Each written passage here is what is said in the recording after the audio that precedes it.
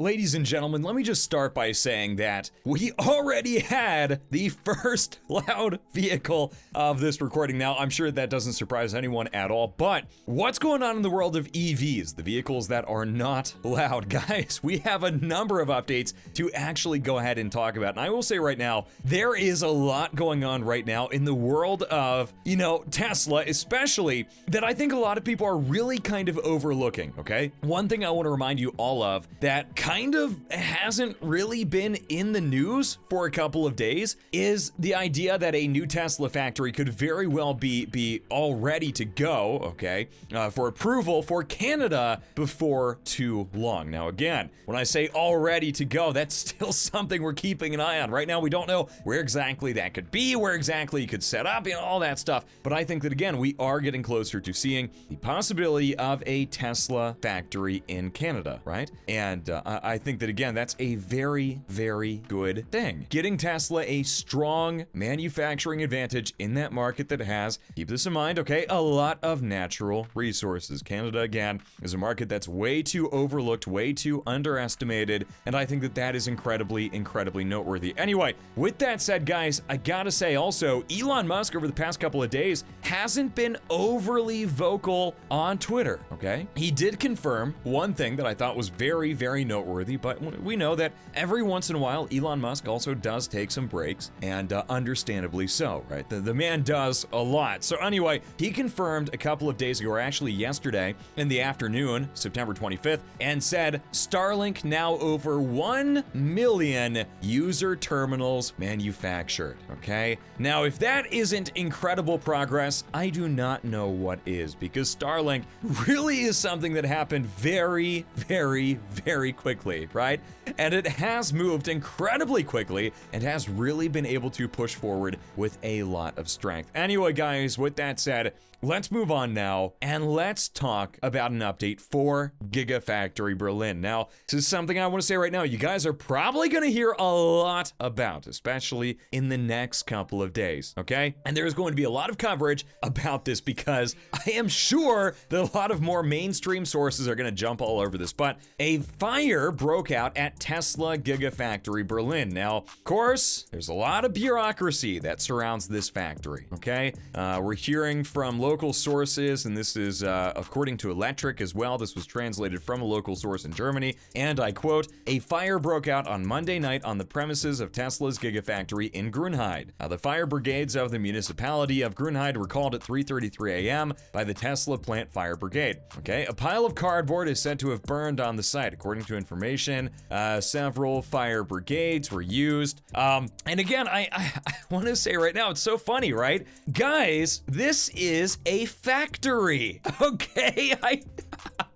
I feel like very often we see updates, okay, for Tesla factories, for any factory around the world, and we see people looking at this and going, well, there was a fire, there was some sort of manufacturing concern. Yeah, it's a factory, okay? This is where things are made. And I think that a lot of the time we have this sort of sanitized view of production, right? I think that especially maybe people that haven't really experienced factories, manufacturing stuff like that, they tend to look at that and they go, oh no, well, a fire, that can never happen. The factory has to be closed. Well, guess what? It's a factory. Things like this happen. It's part of the realities of manufacturing, okay? And yeah, I mean, it should be avoided, obviously, but it doesn't mean that the factory should shut down. Okay, it doesn't at all. I think honestly, it's very funny that we see something like this and people immediately go, stop this right now. Well, guys, factories are a realistic part of life, as I stutter through the sentence, but they are, right? You build things in factories. They use, intense volatile materials. They use materials that sometimes catch fire, that are prone to dangerous results. Okay, it's how factories work, and I think that a lot of the time people tend to forget that. Factories, even compared to 30 years ago, are far safer, at least in an area like Germany, the United States, for example. And I really do think that's very noteworthy. Okay, I know that a lot of people are going to look at this and they're going to go, well, that means the factory should be shut shut down. I really do not agree with that, okay? I think that shutting a factory down because we have some sort of fire on site, you get the fire brigade out there, you handle it, you address it, you move forward. That's how it goes. That's manufacturing, okay? Anyway, let's move on to an update also for you Australian listeners out there. I gotta say, you guys get overlooked very, very, very often, okay? I want to say right now, we are hearing a big update for Tesla in Australia. Now Gigafactory Shanghai, according to a number of sources such as Tasmanian, ramping up more and more and more. And now Shanghai will be delivering more Model Ys to Australia. Now, great news, because again, you Australians, if you guys are listening, you get overlooked so often. Like every time there's a new product, there's a new whatever, Australians usually are the last to hear about it. They're the last to see it in their market, maybe with the exception of New Zealand, okay? But this is something I'm a big fan of, and I am very glad to hear that that's ramping up, right? Again, it's gonna make it really tough for a lot of competitors to get out onto the market and to really make a big difference. Anyway, AI Day, that's coming up again on the 30th of September, Palo Alto, California. I just want to go ahead and remind all of you guys of that as well. I know that it's something you're probably very aware of, but I think that it's still something to keep in mind. We've got a couple of days until that happens. We'll probably talk about it a bit more, then talk about an update for it whenever it happens later on. I gotta say, it's still very, very, very good. Okay, anyway, with that said, let's move on, guys. And again, I want to say right now, and it's probably going to be really a hiring, recruitment-focused event. I digress. Let's move on. Let's also go ahead and talk about an update also for Tesla's Gigafactory in Texas, okay? And we're now hearing that according to Inside EVs and other sources, Tesla could be looking, also according to Automotive News, Tesla could be looking to move their overall focus sort of out of Berlin and into Texas in terms of the newest factory ramp. Now, I gotta say right now, both of the factories required a lot of attention for quite a long period of time, and that really only makes sense, right? I mean, we cannot expect anything else, okay? But anyway, with that being said, yeah, Texas has been an awesome market for Tesla, for SpaceX, been very accommodating, so I definitely understand this. Germany is a fantastic market as well, but Germany's is a lot more bureaucratic, okay? There's a lot more bureaucracy, there's a lot more sort of hurdles in place that have to kind of be addressed for the market to really kind of, blossom here as much as it can. So I think that Texas does make a great deal of sense. Guys, let's go ahead and move on, talk about an update also, okay, that I think is very noteworthy. Let's talk about an update for the Boring Company. We're now hearing that according to Drive Tesla Canada and other sources, and also according to a proposal that was submitted to build the Alamo Loop around San Antonio, Texas, the Boring Company could be looking to invest as much as $60 million, almost said 60 billion, but anyway, $60 million, okay, to get approval for the San Antonio tunnel. Now, I think that honestly, this kind of investment is a really, really good idea, because the Boring Company infrastructure right now, I do think it's a little esoteric to a lot of people, right? A lot of people might look at that and they might say, well, what's the benefit here? Why are we looking at this? Well, it is a huge upgrade for transportation, okay? And I think the dollar value for this for a lot of cities could be very, very, very strong, okay?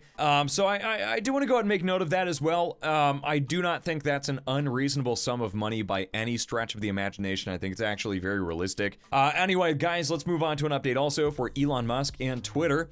Musk's Twitter deposition for the deal to buy Twitter, that is starting up today as well. We will probably be hearing quite a bit of updates on that. Quite a few updates. My grammar today is just totally gone out the window. But I do think that's a good sort of sign as well. I know some people might feel apprehensive about that. I think Elon Musk really, when it comes down to it, I want to say in my opinion, and again, this is just my opinion, okay? I think it's something that could benefit Musk, because I do think that he's got some ground to stand on here, okay? Anyway, with that being said, let's go ahead and move on to an update. Also, okay, now according to Jim Cramer of CNBC and Squawk Box, okay, when California implements their ban on gasoline vehicles sold in California, 2035, pardon me, Jim Cramer thinks that Tesla would own that space. And guys, I will say honestly, I completely agree. I think that Musk is the most poised person here to really dominate that marketplace. And I think that, again, it is not unrealistic for that to happen whatsoever. ever at all, okay? Well, guys, I'm gonna say right now, I think that honestly, so far today, we haven't seen too many more updates. I'm trying to record this at a slightly different time than usual.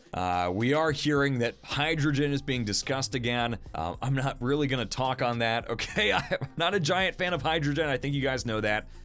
Let's also go ahead and talk briefly about Tesla's stock for today. Now, Tesla's stock, I will say, it's a little bit earlier in the day than when I typically record this. Again, trying to slightly record a slightly different time. Tesla's stock today is seeing a bit of buying, a bit of movement upward, 1.15% so far today. Could likely change by the end of the day, so keep that in mind. Price right now, still in the upper $200 range, and $300 again per share, I think looking to be a pretty substantial psychological level. Broader market conditions in general, still seeing a lot of fluctuation, a lot of volatility. You know, the Fed is talking about a lot of policy updates right now, inflation, deflation, stuff like that. And I think that's very noteworthy as well. Anyway, guys, thank you so much for watching. Keep it right here. Have a great one, and adios.